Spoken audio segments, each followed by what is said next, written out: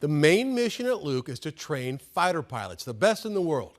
And while the pilot has the controls, it takes literally thousands of people to make sure those planes fly and stay in the air. So let's meet one of those people, Airman Bailey Life. Some call the scream of jets flying out of Luke Air Force Base the sound of freedom. And Airman Bailey Life's job is to make sure that sound is heard. He works on these jets. So this is our F-16 armament backshot building. Life and his fellow airmen here right now work primarily on the remaining F-16s at Luke, but they're transitioning to the more advanced F-35s, and it truly is a team effort. That's the one thing about the Air Force is everybody's job is just as important as everybody else's job.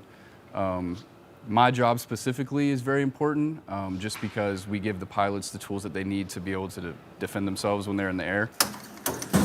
Life was a college football player before he joined up, but there was little doubt about what he was going to do after school. My whole family joined the military. My mom was in the Navy, my father was in the Navy. My grandfather was in the Air Force for 27 years, and I always kind of wanted to join the military. Wow.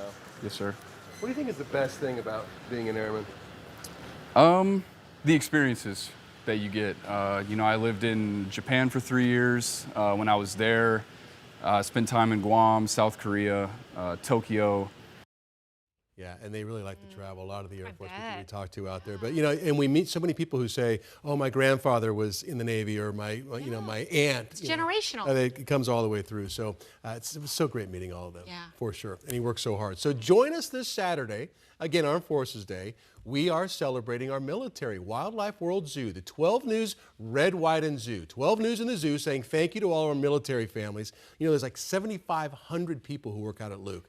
All military.